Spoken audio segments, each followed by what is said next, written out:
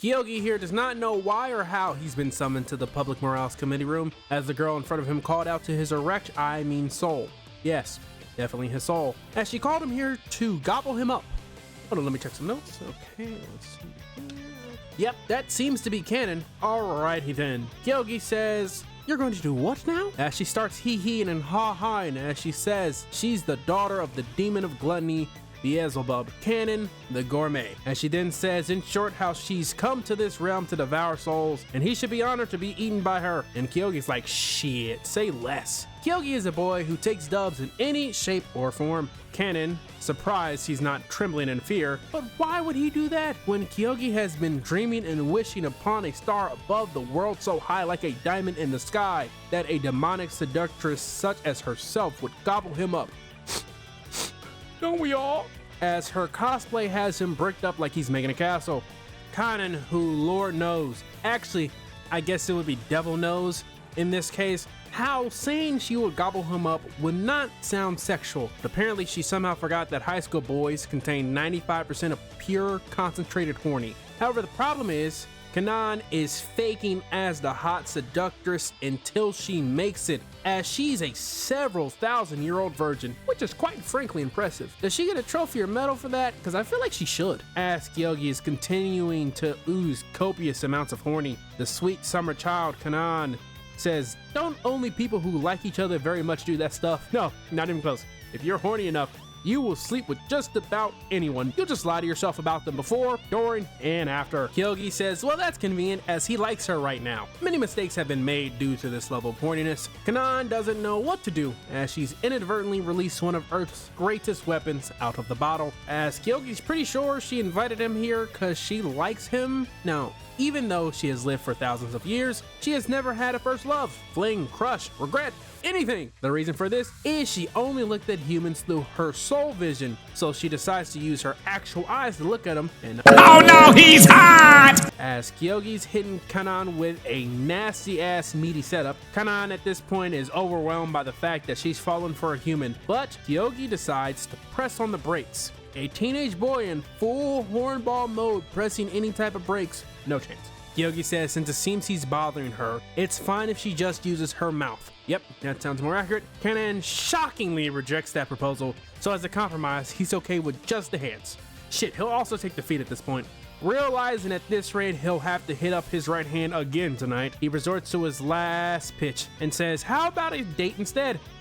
Kanan thinks she could work with that. Wait, booyah! Gotcha, bitch! We only take dubs out here! As Kanan realizes she just got the classic foot in the door technique performed on her. It's now the next day, and as Kanan delusionally rambles on about soul devouring, which she has not done once yet, by the way, but she gets stun grenaded by Kyogi's entrance as he came to walk home with her. Somehow being thrown off guard by this completely predictable event, says, why would she walk home with a lower life form? For him to tell her that he is her boyfriend. Wait, did he just self-promote himself to boyfriend? I swear he said go on a date. And I'm not starting, you know what? That's irrelevant, because regardless, this makes her swoon. My god, she's easier than playing Minecraft on peaceful difficulty. After thinking it over, she decides she'll make sure to show Kyogi his place. Stunningly, this does not go according to plan, as it was much more stimulating than she would have thought.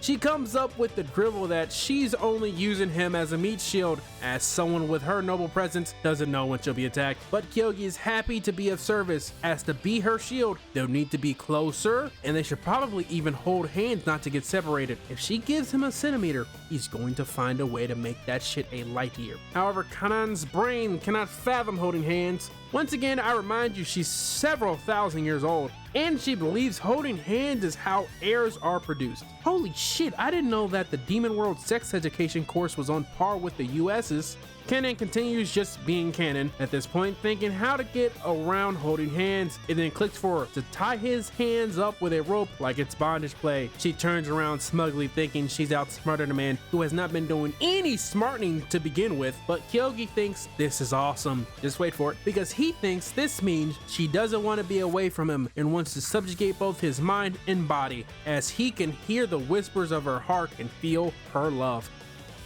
Kanan's brain can't process what the fuck is happening, so she just runs away. While running away, she remembers how she only came to the human realm to eat human souls.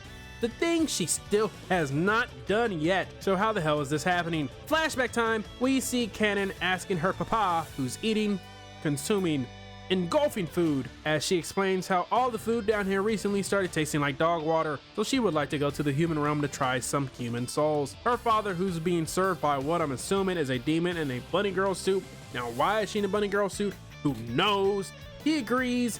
She's like, cool, I'm out. But thanks to Kyogi, the only thing that's out right now is her mind. Speaking of Kyogi, who's been tied up and literally being dragged the entire time while Kanon was flashbacking. But he seems pretty content with it, as that was the most stimulating walk of his life. Man, either he's really positive or has some kinks. I mean, it could just be both. After that dragging, he thanks her for pampering him like a pet, as that wasn't all that bad either. Never mind, that previous statement is just pure kink. Kanon's brain is still trying to download that software update. Kyogi gets up and wants to try something he's never got to do, which is eat with his girlfriend. Kanon, who is just in a permanent state of confusion, is hesitant to eat the human food, wondering if there's any sauce to put on her croquette, as she likes sauce with her cuisines. Kyogi says that's blasphemy against the great croquette, and he's rather disappointed in her. Kanon is floored, thinking he's the last person who gets to be disappointed in anybody. But she was unprepared for the absolute atomic bomb worth of opinions this man was going to drop on just this single croquette. However, she finds this quite cute of him, considering she mostly only thought he was a pervert, which he's not a pervert, he's just a freak. After not really listening to a single word of his ramblings, she decides to give it a taste, and her mind is blown by how good it is, as everything she's eaten recently has been so bland. So why does this taste so good? It's called the power of seasoning. Yogi then mentions today's batch must taste a bit better because he's eating it with her. I'm a fucking vomit. Kanon has no response, as she has always eaten alone, so she thinks maybe he's right. I swear I'm a fucking vomit, they keep this up. As she proceeds to keep eating, asking him what he's looking at, Yogi responds that she's just so cute when she eats. This causes Kanon to explode and call him a lower life form again. And that was Kanon-sama is Easy as Hell, or its Japanese title, カナン様はあくまでちょろい。 well, at least the first 3 chapters anyways. Kana-sama is Easy as Hell is brought to you by last week's poll, where Romance managed to run it back to back. I do hope you enjoyed this video, and if you did, like, subscribe, ring that bell. That's all I got. I'm gone. Peace.